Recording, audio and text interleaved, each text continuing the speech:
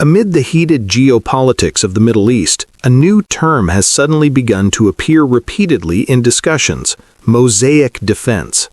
Many observers are now asking an important question: how is Iran able to maintain such a firm stance against one of the world's most powerful military forces, the United States, and its close ally, Israel?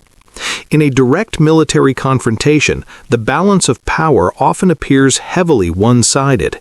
So is Tehran trying to gain an advantage through a different kind of strategy?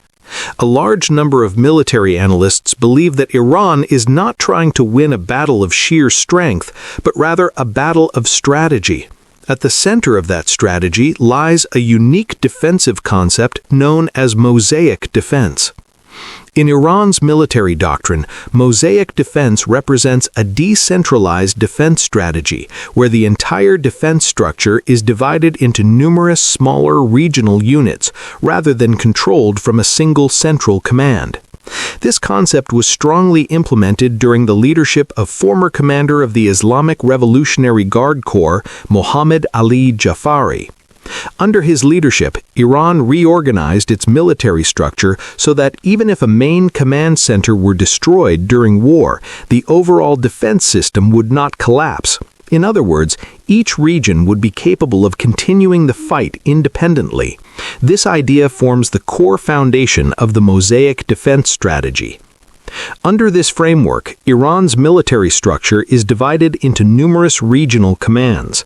These units work together through a broad network that includes the Islamic Revolutionary Guard Corps (IRGC), the regular army known as Artesh, the Basij militia, missile units, naval forces, and various local defense groups.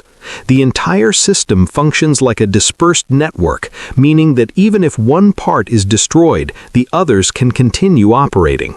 If top leadership or major military bases come under attack, the entire defense structure is not expected to collapse at once. Even if communications are disrupted, local commanders can make independent decisions and continue fighting according to the conditions in their respective areas.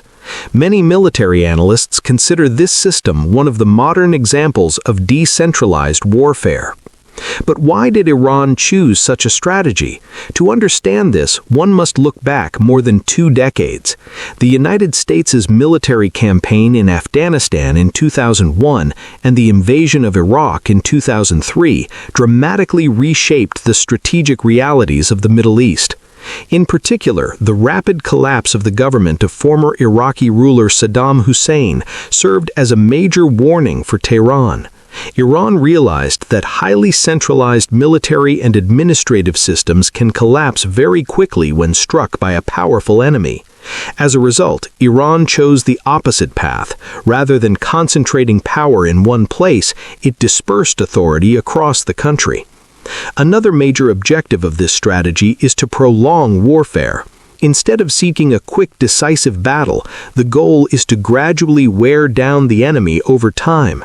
Powerful militaries, such as those of the United States or Israel, typically aim for rapid results. But if a conflict becomes prolonged, it can gradually become politically, economically, and militarily complicated for them. On the battlefield, the strategy unfolds in several stages.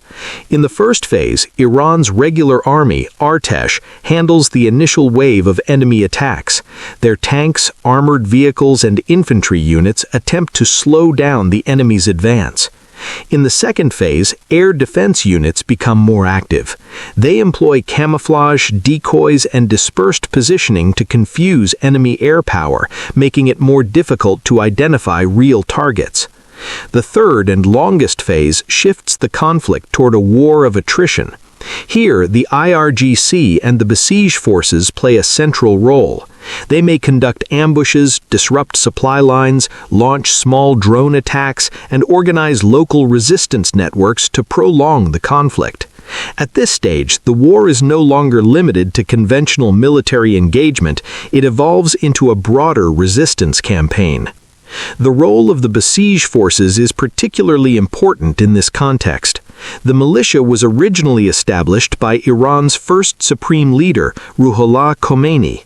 Over time, the organization became deeply integrated with the IRGC structure, expanding its network across nearly every region of the country. After 2007, Basij units were placed under the command structure of Iran's 31 provincial commands.